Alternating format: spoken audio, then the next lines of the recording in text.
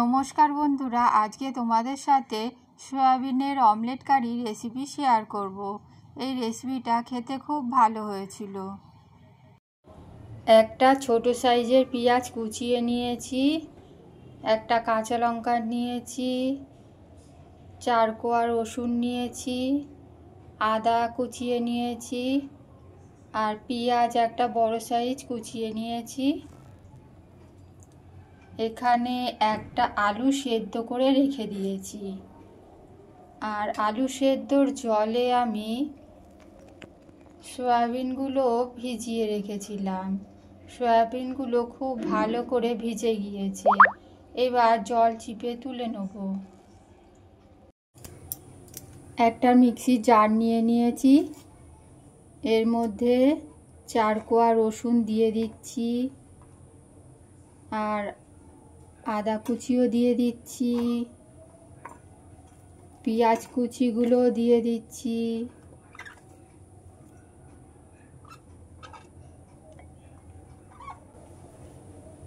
অল্প একটু জল দিয়ে দিচ্ছি। জল দিয়ে দিলাম, এবার এটা পেস্ট করে নেব।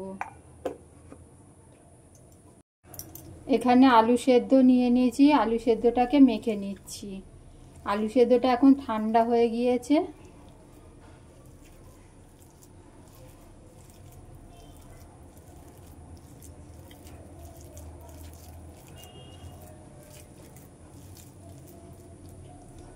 আলু সেদ্ধটা মাখা হয়ে গিয়েছে। বন্ধুরা, একটা চপিং বোর্ড নিয়ে নিয়েছি, তার মধ্যে সয়াবিনগুলো নিয়ে নিয়েছি। সয়াবিনগুলোকে 4 টুকরো করে কেটে নিচ্ছি। সব সয়াবিনগুলো আমি 4 টুকরো করে কেটে নেব। বন্ধুরা, সয়াবিনগুলো কেটে নেওয়ার পর গ্যাসের মধ্যে একটা কড়া বসিয়ে দিচ্ছি। কড়ার মধ্যে সাদা তেল দিয়ে দিলাম। তেলটা গরম হওয়ার জন্য অপেক্ষা করব। তেলটা এখন গরম হয়ে গিয়েছে, পেঁয়াজগুলো দিয়ে দিচ্ছি। পেঁয়াজগুলো ভেজে নেব। বন্ধুরা, পেঁয়াজগুলোকে একটু হালকা লাল করে ভেজে নেব। বন্ধুরা, পেঁয়াজগুলোকে উল্টে পাল্টে খুব ভালো করে ভেজে নিচ্ছি। ভাজার সময় অল্প একটু লবণ দিয়ে দিচ্ছি, দিয়ে সব কিছু খুব ভালো করে মিশিয়ে নিচ্ছি, আর একটু লাল করে ভেজে নেব। দেখো বন্ধুরা, কিছুক্ষণ ভাজার পর পেঁয়াজটা আমার এখন লাল হয়ে গিয়েছে। এবার বন্ধুরা, টুকরো করে রাখা সয়াবিনগুলো আমি এর মধ্যে দিয়ে দেবো। সয়াবিনগুলো পেঁয়াজের সাথে ভেজে নেব। দেখো বন্ধুরা, সয়াবিনগুলো আমি দিয়ে দিলাম। সয়াবিনগুলো খুব ভালো করে ভেজে নেব। উল্টে পাল্টে সয়াবিনগুলোকে খুব ভালো করে আমি ভেজে নিচ্ছি, আর এর মধ্যে দিয়ে দেবো হলুদ গুঁড়ো। একটুখানি ভাজা হয়ে গিয়েছে, তারপরে আমি এবার দিয়ে দিলাম পরিমাণ মতন হলুদ গুঁড়ো। হলুদ গুঁড়োটাকে খুব ভালো করে মিশিয়ে নিচ্ছি। এবার আমি এর মধ্যে দিয়ে দেবো জিরে গুঁড়ো। দেখো বন্ধুরা, এখানে জিরে গুঁড়ো দিয়ে দিলাম। এবার আমি দিয়ে দেবো ধনে গুঁড়ো দিয়ে দিলাম।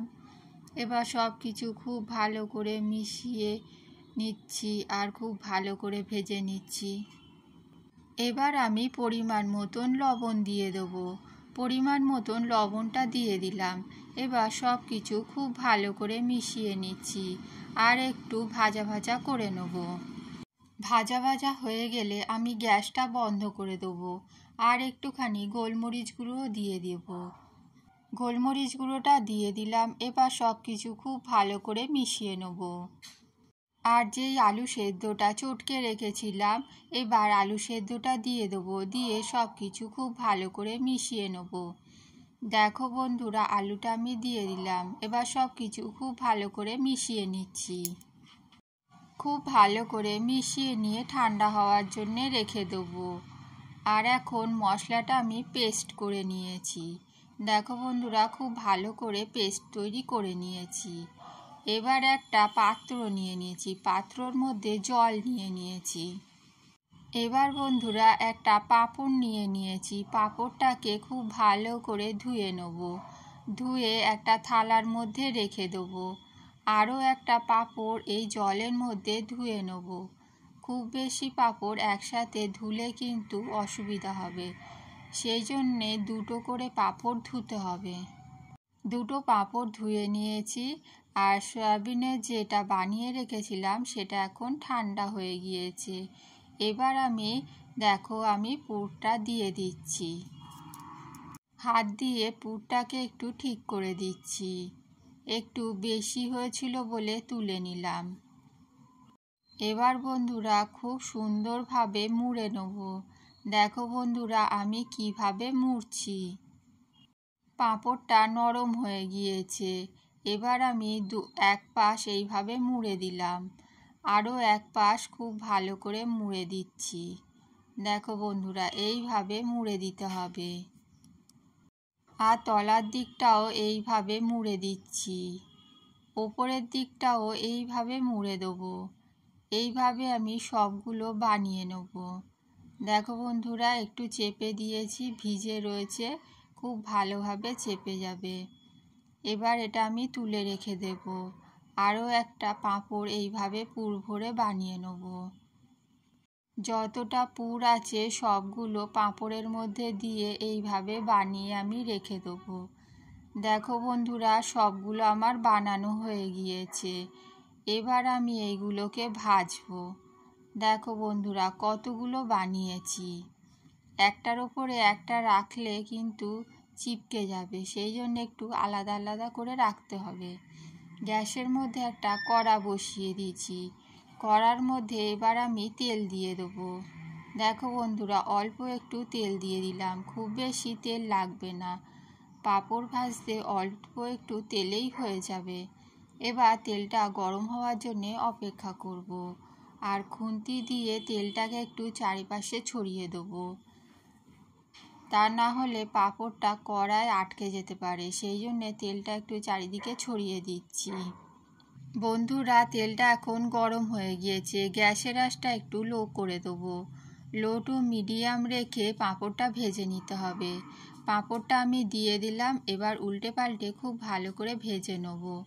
দেখো বন্ধুরা কড়া সাইডে পড়ে গিয়েছিল, সেই জন্য একটু আটকে গিয়েছিল। সেই জন্যে সবসময় বন্ধুরা তেলের ওপর দেওয়ার চেষ্টা করবে, তা না হলে শুকনো কড়ার মধ্যে আটকে যেতে পারে। এইভাবে উল্টে পাল্টে খুব ভালো করে ভেজে নেব। আর খুব বেশি সময় লাগবে না এটা ভাজতে, খুব তাড়াতাড়ি ভাজা হয়ে যাবে। দেখো বন্ধুরা খুব তাড়াতাড়ি ভাজা হয়ে গেল। এবার আমি তেল ঝরিয়ে এটাকে তুলে নেব। এখন আমি এটাকে তেল ঝরিয়ে তুলে নিচ্ছি। বন্ধুরা আবারও এই কড়ার মধ্যে অল্প একটু তেল দিয়ে দেবো। তেল দিয়ে বাকিগুলো ভেজে নেব। অল্প অল্প তেল দেবো আর এরকমভাবে একটা একটা করে ভেজে নেব। উল্টে পাল্টে খুব ভালো করে ভেজে নেব। খুব বেশি সময় লাগবে না ভাজতে, খুব তাড়াতাড়ি ভাজা হয়ে যাবে। বন্ধুরা আমি কড়াটা কাত করে নিলাম, যেহেতু একটুখানি সরে গিয়েছিল বলে। দেখো বন্ধুরা এটাও ভাজা হয়ে গিয়েছে, এটাও আমি তেল ঝরিয়ে তুলে নিলাম। বন্ধুরা এইভাবে আমি সবগুলো ভেজে নেব। সবগুলো ভেজে তোমাদের দেখাচ্ছি। দেখো বন্ধুরা সবগুলো ভাজা হয়ে গিয়েছে। একটা বাটির মধ্যে রেখে দিয়েছি। ওই কড়ার মধ্যে 2 চামচ পরিমাণ সাদা তেল দিয়ে দিয়েছি। একটা শুকনো লঙ্কা দিয়ে দিলাম, আর একটা তেজপাতা ছিঁড়ে দিয়ে দিলাম। আর বন্ধুরা গোটা জিরে দিয়ে দিলাম। মশলাগুলোকে একটু লাল করে ভেজে নেব। আরও একটু গোটা জিরে দিয়ে দিলাম। বন্ধুরা এই মশলাটা একটু লাল হলেই আমি দিয়ে দেবো পেস্ট করে রাখা মশলা। বন্ধুরা দেখো আমি দিয়ে দিচ্ছি পেস্ট করে রাখা মশলা। প্রথমে 1 চামচ দিয়ে দিলাম, এবার পুরোটা দিয়ে দিলাম। এবার খুব ভালো করে মশলাটা কষিয়ে নেব। যতক্ষণ না তেল ছেড়ে আসছে ততক্ষণ কষাতে থাকবো। অল্প একটু লবণ দিয়ে দিলাম যাতে না ছেটকায়, আর একটু হলুদ গুঁড়োও দিয়ে দিলাম। এবার খুন্তির সাহায্যে সব কিছু খুব ভালো করে কষিয়ে নেব। দেখো বন্ধুরা কিভাবে আমি মশলাটা কষাচ্ছি। যতক্ষণ না তেল ছেড়ে আসবে ততক্ষণ আমি মশলাটা কষাতে থাকবো। দেখো বন্ধুরা খুব ভালো করে মশলাটা কষিয়ে নিচ্ছি। তোমরা স্কিপ করো না, দেখতে থাকো।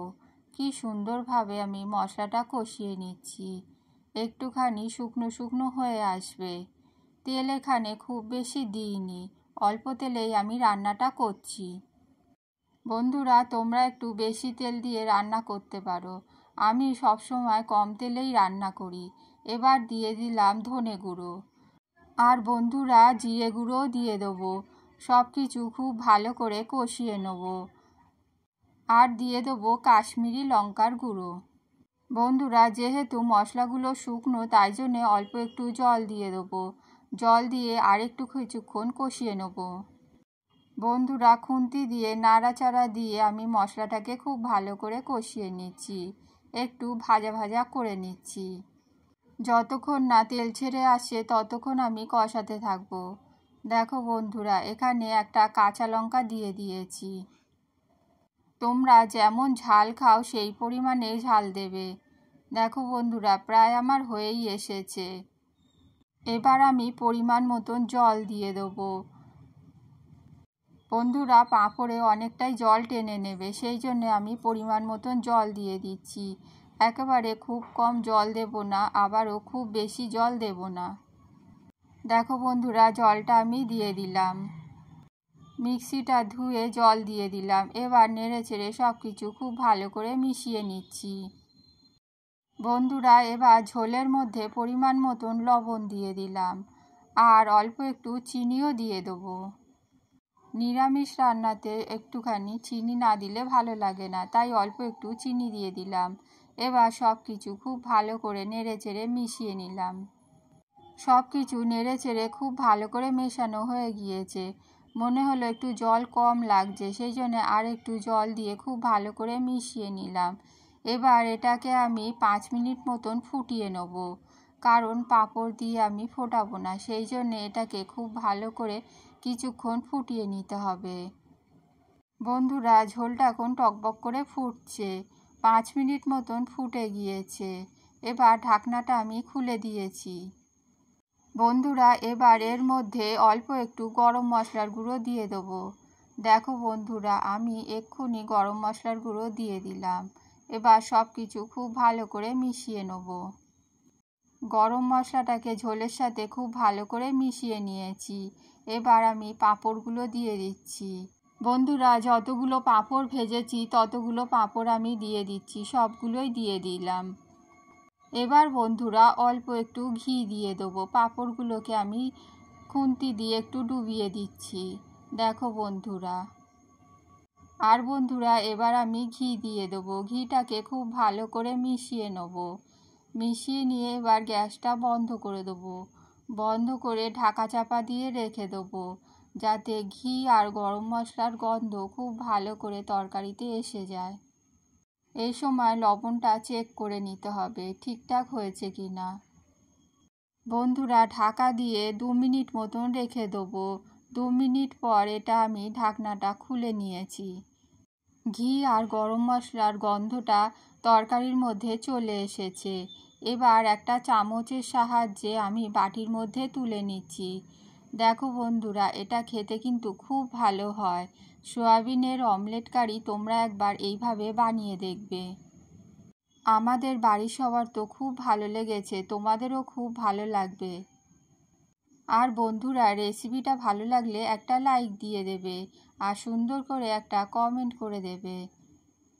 দেখো বন্ধুরা, একটা বাটির মধ্যে তুলে নিয়েছি, কত সুন্দর দেখতে লাগছে। এটা নিরামিষ সয়াবিনের অমলেট কারি। দেখে মনে হচ্ছে সত্যিকারের ডিমের অমলেট কারি। নতুন বন্ধু হলে চ্যানেলটা সাবস্ক্রাইব করে আমাদের পাশে থাকবে।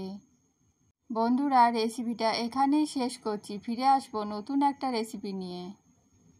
সবাই ভালো থাকবে, সুস্থ থাকবে। Tata, bye bye.